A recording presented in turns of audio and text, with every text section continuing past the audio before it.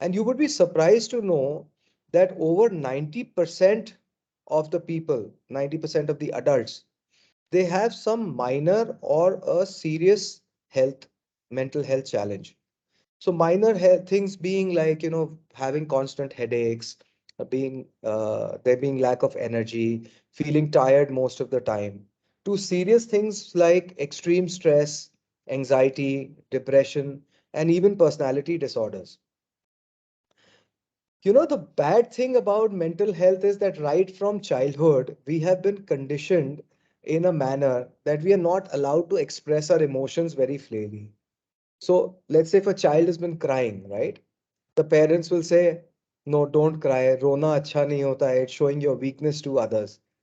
So there is that little bit of stigma which gets attached to mental health right from the time we are growing up. And in today's scenario, the peer pressure is extremely high, especially with, the social media interaction that most of us have, the selfies that we take, the holiday pictures that we post. Even though we may not be feeling the best, we have to put in our best picture there.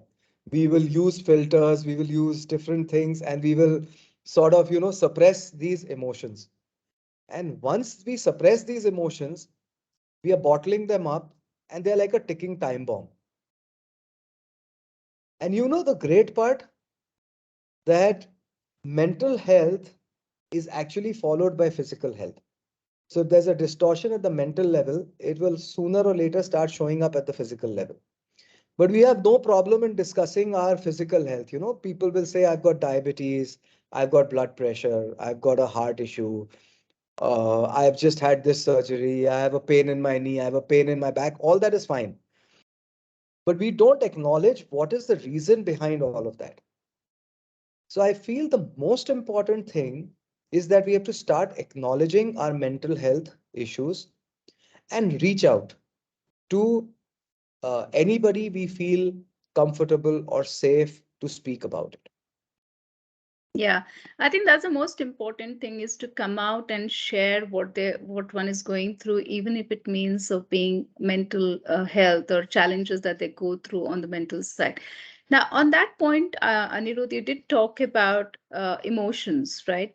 How does emotions really impact the mental health? You did touch upon the physical, because if you're not physically well and all that, sometimes you feel low, anxious, etc. But then, how does really emotions play on the mental health? Okay. So emotions have a very big bearing on our mental health, right? So I'll just give you a small example. All of us have been through our first interview, right? Whether it was for our degrees or for our job or whatever.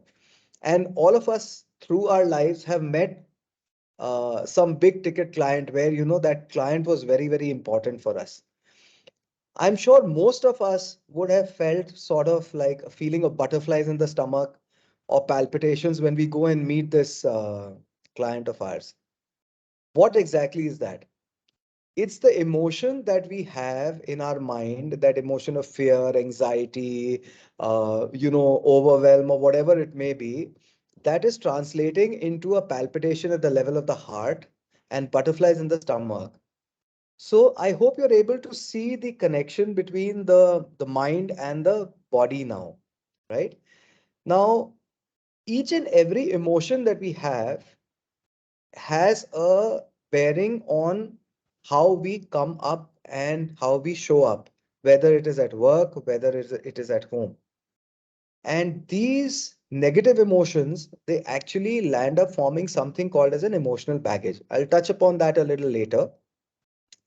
Uh, if you look at traditional Chinese medicine, it talks about emotions and the linkage to organs. So some organs respond to uh, certain emotions more than the other organs. So if you have anger issues, right, it will definitely go and hit your liver. So in the group, I would just like people to introspect because there's a lot of fatty liver which is coming up now in most of us.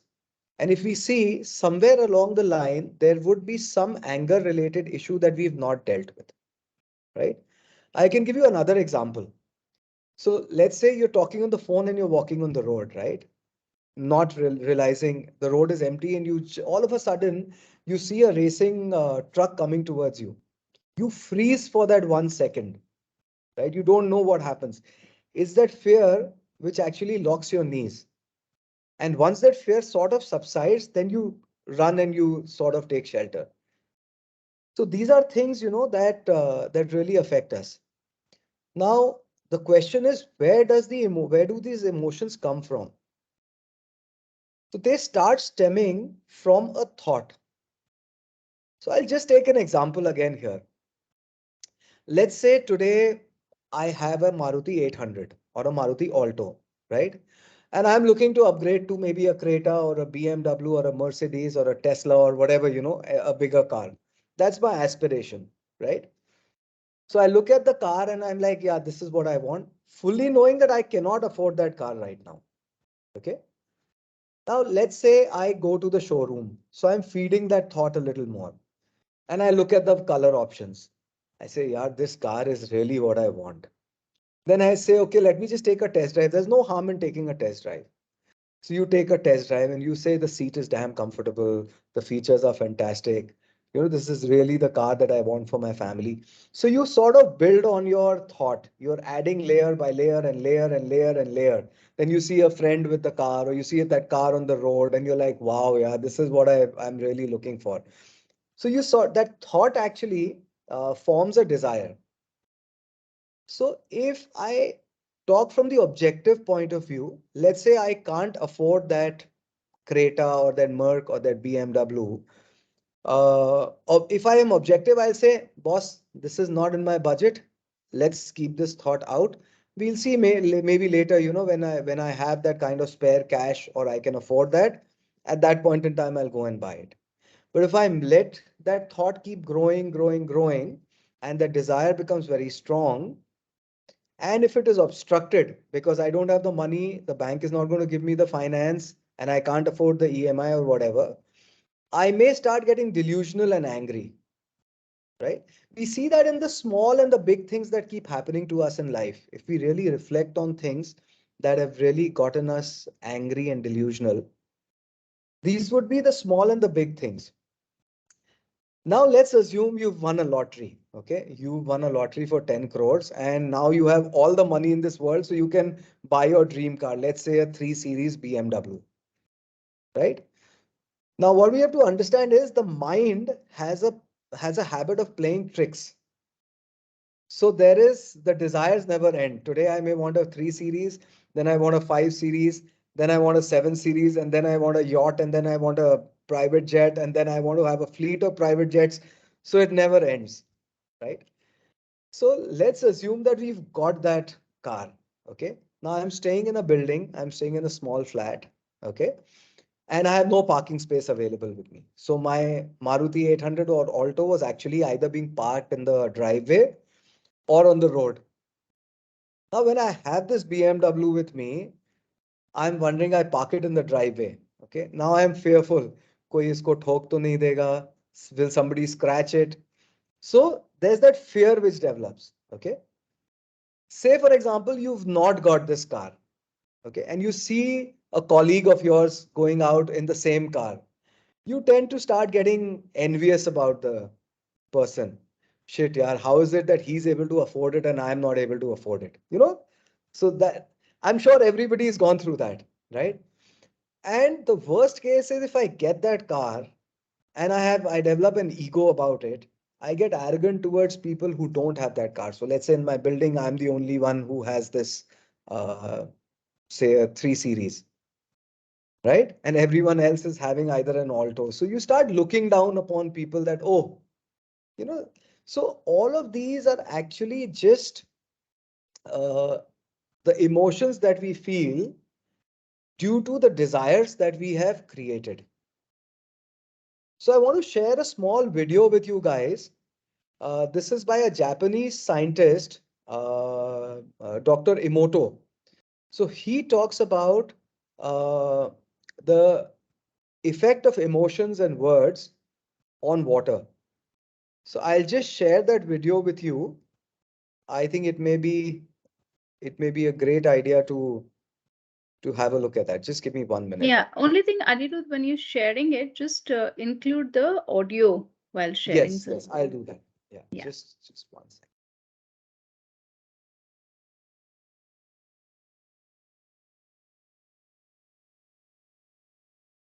Sorry, just give me a moment. I'm not the best at Teams, so I'll just need a moment.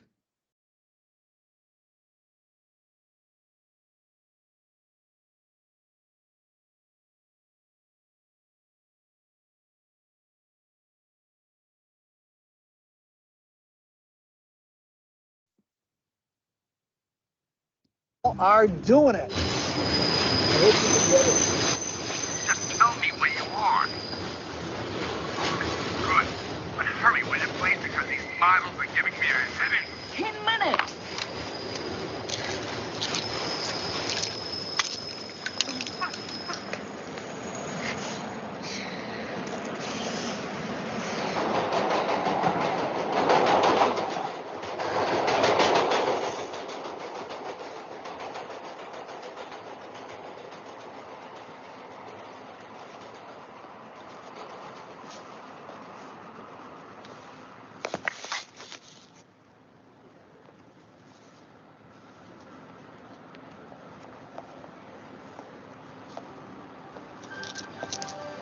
Subway exhibit comes to us from Japan and Mr. Masuro Emoto. Mr. Emoto became terribly interested in the molecular structure of water and what affects it. Now, water is the most receptive of the 4 elements. Mr. Emoto thought perhaps it would respond to non-physical events. So he set up a series of studies, applied mental stimuli, and photographed it with a dark field microscope. This first picture is a picture of water from the Fujiwara Dam. And this picture is the same water after receiving a blessing from a Zen Buddhist monk. Now, in this next series of pictures, Mr. Emoto printed out words, taped them to bottles of distilled water, and left them out overnight. This first photograph is a picture of the pure distilled water, just the essence of itself. These subsequent photographs, as you can see, are each different. This is the chi of love. And we move along here to thank you. And you can see where he taped that to this bottle here. But if you read Japanese, you already knew that. Now, Mr. Emoto speaks of the thought or intent being the driving force in all of this. The science of how that actually affects the molecules is unknown, except to the water molecules, of course. And it's really fascinating when you keep in mind that 90% of our bodies are water.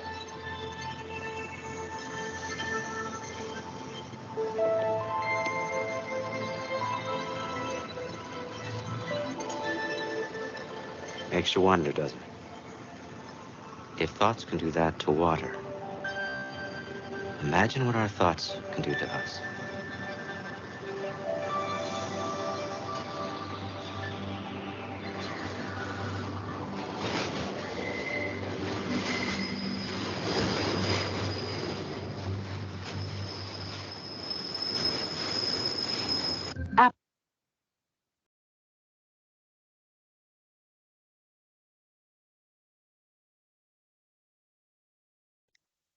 So, what happens is that there's an experiment which everyone can do at home. You can just take 2 bottles, 2 small glass jars, and add some water in those jars and put some rice in it. Okay. Fill up the water till the brim. And on one, just write, I love you. And on the other, just write, I hate you. And see in maybe 15 days, 20 days, 25 days, what is the reaction on that water, on the rice.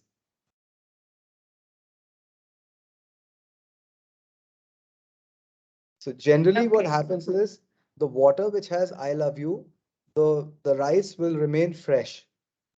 And the one with I hate you, that's where the water, the rice will start showing fungus and all of those things, that the rice will start decaying. It's really interesting. Okay, so that's really interesting to do a search on. So, quick one, Anirudh. Now, when we look at the emotions really impacting the mental health, the other thing that really was triggering to my mind is why do we get, see, I mean, these are emotions, and as human beings, we are wired to also see that how do we deal with that and things like that, right? So, why does this depression and anxiety and all that really come in? I mean, uh, what, see, one is the thought, one is the emotions, but why does it really happen that we get into that point where we're not able to cope, that we get in slip into more of depression or anxiety? Somewhere wouldn't it be that as human it should naturally be that we will be able to bounce back, but why do we that slip in and get into that? Sure. So before we talk about anxiety or depression, all of us go through stress in our lives, right? It could be work, it could be family, it could be anything. Now, the way we handle the stress, Prakriti, is dependent on our past emotional baggage that we are carrying with us, right? So let's say even in at the workplace, you'll see some of your colleagues would be able to handle stress very well. You know, they are able to take care of the situation. Even if the situation is stressful, they still flow very easily. There would be others who would be struggling when there is a lot of stress and pressure that comes in. So actually, stress which is not managed, that turns into anxiety and further into depression. And what is stress? It is just a mental agitation in ourselves due to our unfulfilled desires. So, whatever is it that is actually making us stressed, if we see, let's say at a workplace, right, you have a deadline, right? Now, and say, for example, you're a team lead, okay? You expect your teams to start working and deliver much before the deadline. So, let's say the deadline is 3 days. You expect that in 1.5 days, the team is able to put up a plan and show it to you so that you can refine it, right? But the team doesn't think that way. So it's your internal desire that this thing should be completed within a span of 1.5 days. But the team feels confident that it's okay, we'll give it last minute and we'll be able to do it very well. Now, because this has not been done as per your expectation, there is a constant agitation which keeps happening into you, right? You will start asking the team and they'll say, yeah, we're giving it to you. We'll give it to you in 2 hours. We'll give it to you tomorrow. And then that is what creates that further agitation and agitation and agitation, right? Now, this is where the stress comes from, right? If we don't deal with the stress and we allow it to start becoming a part of our everyday, right? The constant stress leads to anxiety. And if anxiety is not treated, then it leads to depression. So we are actually not, we have an expectation and there is a reality. And that gap between the expectation and the reality is what causes the stress in us. Okay, got it. So I think expectation, reality. So, but then how do we cope with that and how do we manage our mental health better in that case? Absolutely. So before that, I want to show you another video. So this video, I'm sure a lot of you would have heard about this or read about this, but I still want to show it because, we misplace value on things in our life. So I'd like to share another video and I'd like all of you to think about it. What is it that it's doing to us, right? Just give me one moment.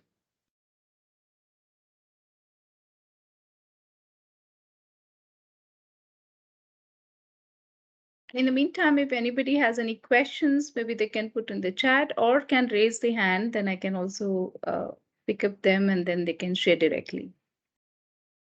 Yeah, that works perfectly fine. Just give me one moment. So like I said, I'm not the best at Teams, unfortunately. Somehow my video is not coming up. Just one second.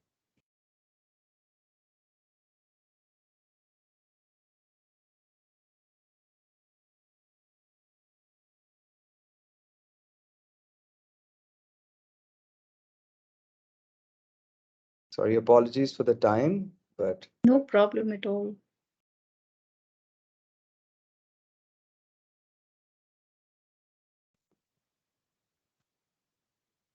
sorry. The video somehow is not coming up. So basically, I'll just take you through. Maybe you can just listen to it, or just give me one more moment to try.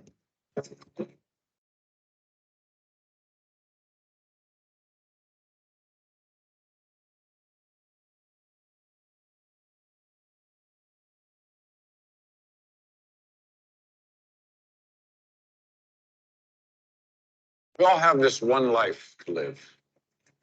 A fleeting shadow amongst all that exists in this vast universe. We have the ability to accomplish anything, truly anything, if we use our time wisely.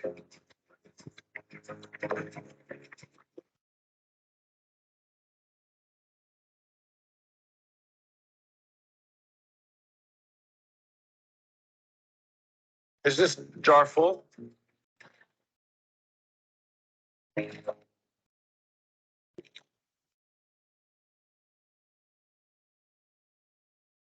Is it full now?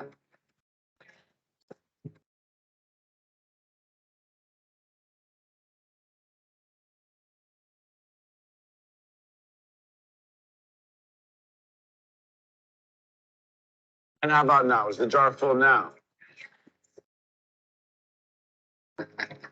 Yeah.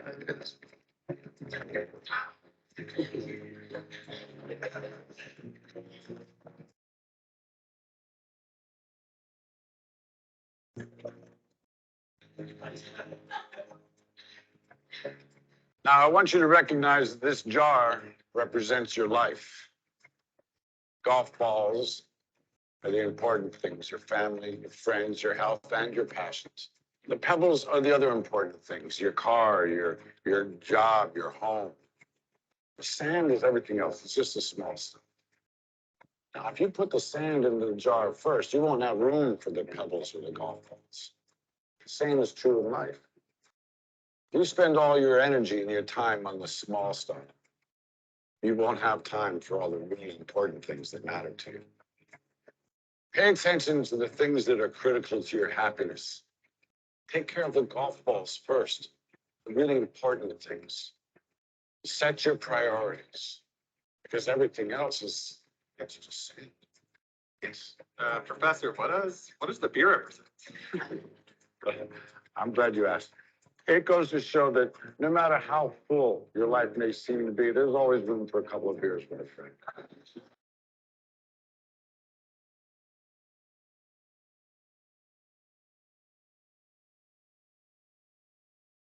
So on the lighter note, you're just about to head out for the weekend. So grab a beer with your friends is what I would say. Absolutely.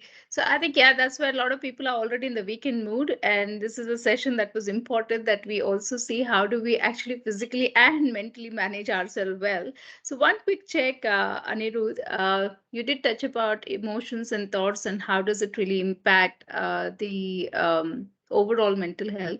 A quick check, you do quite a lot of work on energy healing and energy and emotions, how does it play, etc. Can you touch upon a little bit around that in terms of how we can leverage the energies that we have, especially the positive energies, and how can we leverage that to stay more balanced? Absolutely.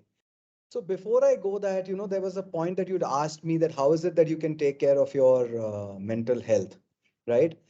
So the most important thing is to manage your emotions, to have your priorities set right.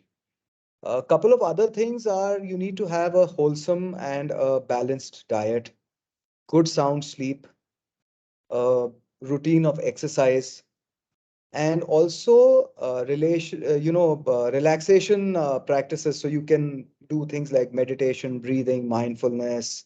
You can go for a massage, or even like have a drink with friends, go out for a movie with friends. So something which gets you out of that zone. You need to have those happy chemicals released by your brain, right? And energy healing, like you asked, so a lot of us may have heard about things like Reiki or pranic healing, right? So these are forms of energy healing. If I may explain in a very laymanish term, uh, at the cellular level, if we see our atoms, we are nothing else but packets of energy, right? So if there is no energy, there is no life because the cell will die, correct? Now, all our life experiences, they have a tendency to distort the energy, especially the negative ones, right? So whenever there's a very severe negative thing that's happening to us, we have a tendency of brushing it away or just putting it to be dealt later on, sort of like brushing dirt under the carpet.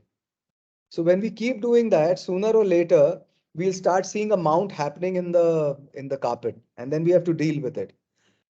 So that mount is actually showing up at a physical level. So let's say when we have depression, when we have heart issues, diabetes, any of these things, these are actually undealt with emotions at the mental level, the emotional baggage which is created, and that distorts our energy field completely.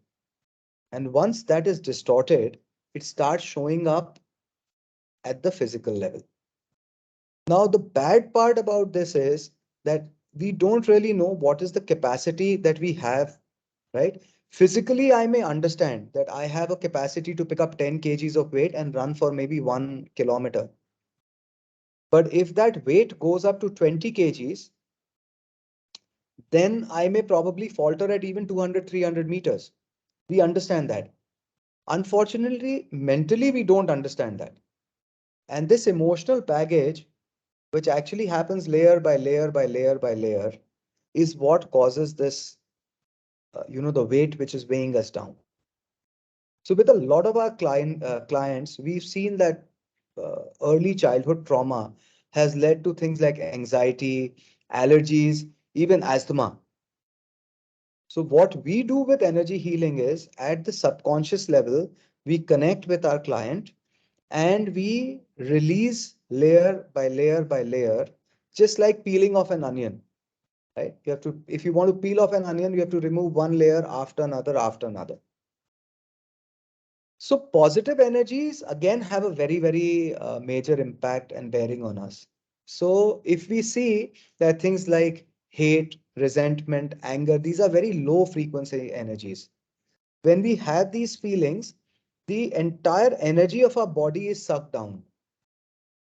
Vis-a-vis, when we have a feeling of love, of gratitude, of wholeness, of togetherness, these are very high frequency energies. So they elevate the energy bodies and our energy body. And when our energy body is elevated, our overall mood is elevated, right? Okay. So, things like doing affirmations.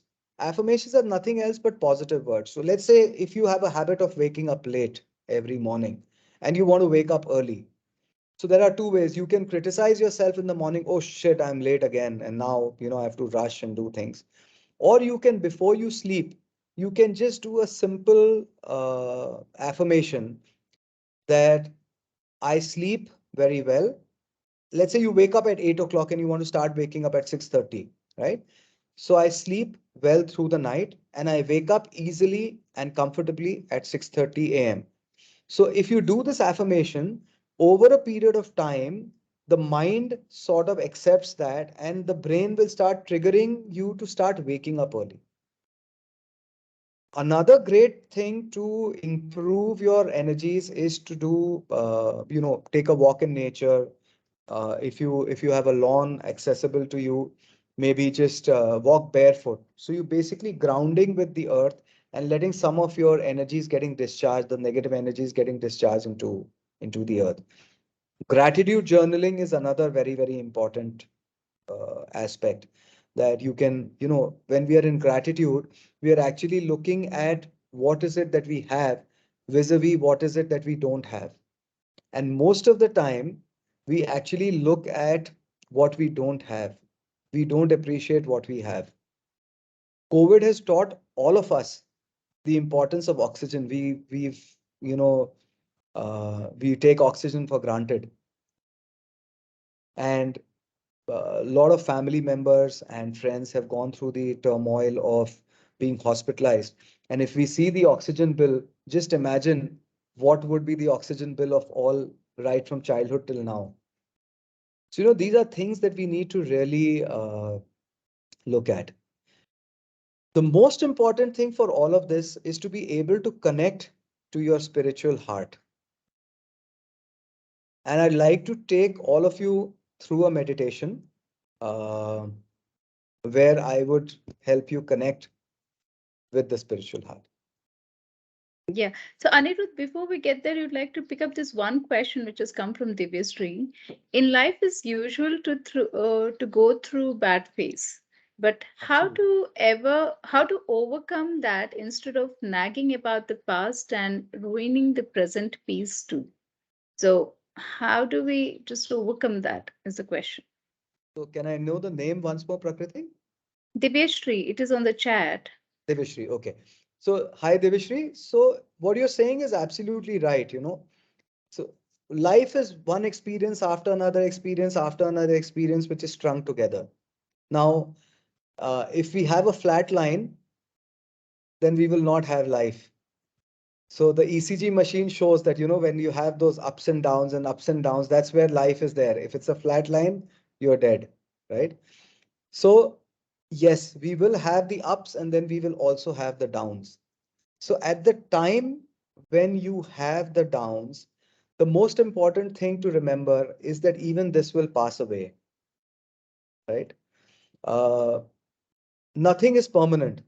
The good and the bad, we will have good times and we will have bad times. So at any point in time, if we give ourselves the strength that, after after night, day is bound to come. We will see dawn, right? So we have to wait for the dawn and we have to keep doing practices like gratitude journaling. So wherein there may be 100 things wrong in our lives, there would be at least three things which are going right for us. Things like we have a healthy body, we have eyes to see, we have food to eat, we have a roof over our head. These are things that we take very much for granted. There is a lot of population who doesn't have this privilege as well. So if we look at the things that we have and we handle the stress that we are having through connecting with a coach to get some kind of healings done, wherein we can release those past emotional baggages, that will help a lot as well. I hope uh, this answers. Yeah, I think that is good. So there's another question, Anirudh, from Ramesh. How can one be non-judgmental, not taking anyone or anything for granted? How Okay. can we be that?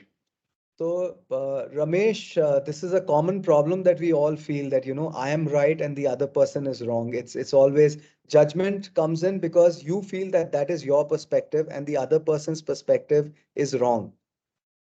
Whereas what we need to understand is that the other person also has a point of view. We have to start learning to respect that point of view. So when we want our will to dominate, that is where we have this feeling that we start getting judgmental. We start, criticizing the other person. We don't know where that person is coming from. Today, let's say you are smiling, I am smiling, but we don't know what's going on behind in our lives. And that's the reason why we need to have compassion.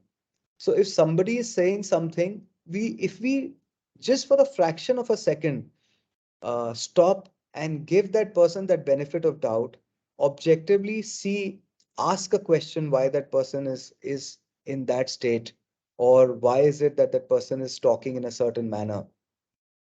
Let's say you've woken up late in the morning, you've had a late night, you went out drinking with friends, you have a hangover in the morning. As soon as you're leaving your building, somebody bangs your car, and then you run a traffic signal, the policeman catches you and there's a fine, right? But you show up at office, right? And somebody asks you something and you just snap. Happens to all of us, right? The best of us.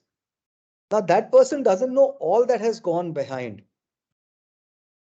He only is seeing what you've done in that moment.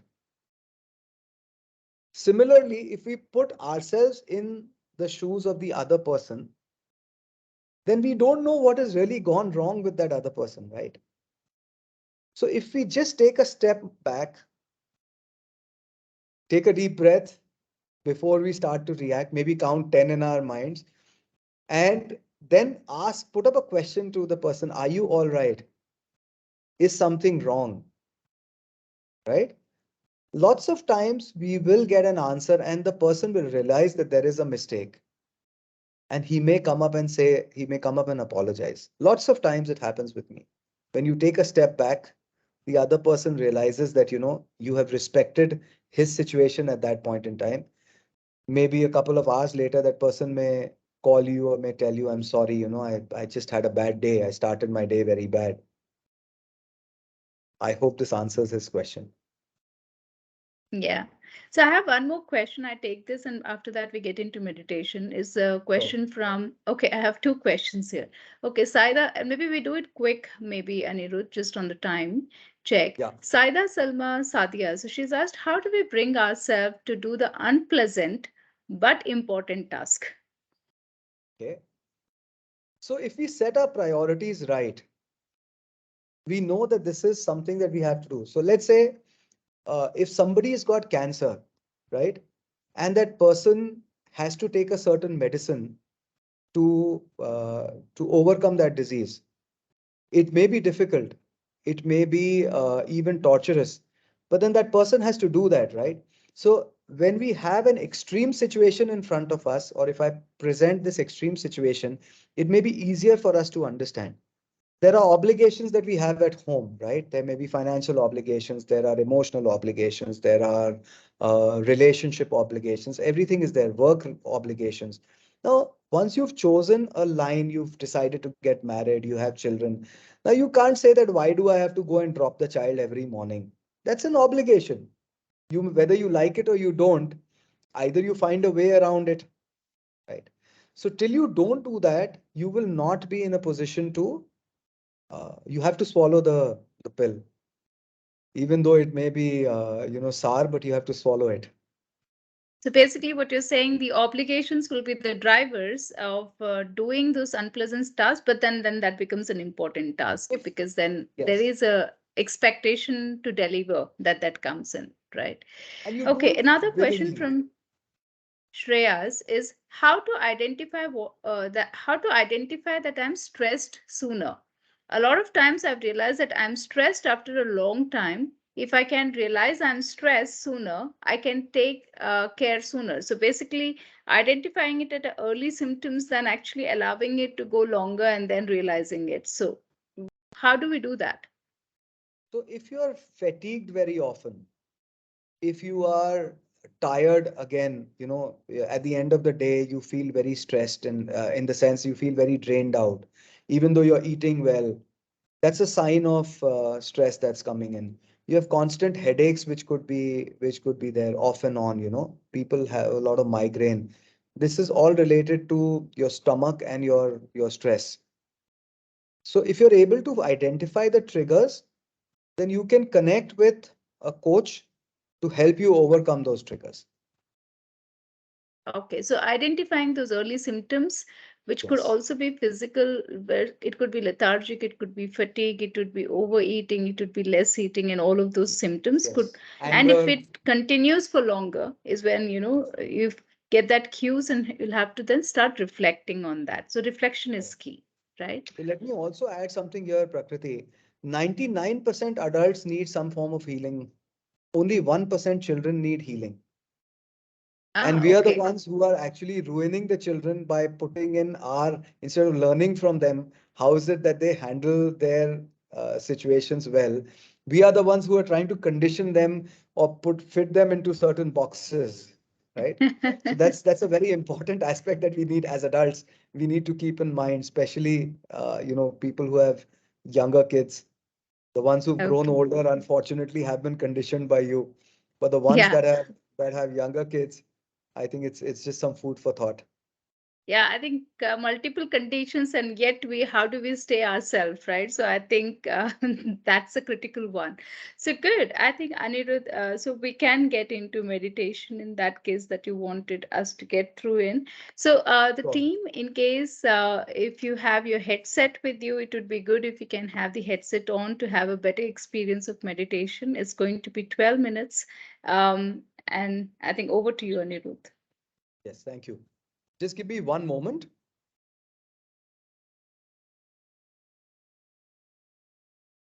This Prakriti, I 10 to will just 12 minutes, keep it for yes. yourself without any distractions, because this is something which is absolutely that will help you relax. Yes, Anirudh, you were saying something? So I was just wanting, the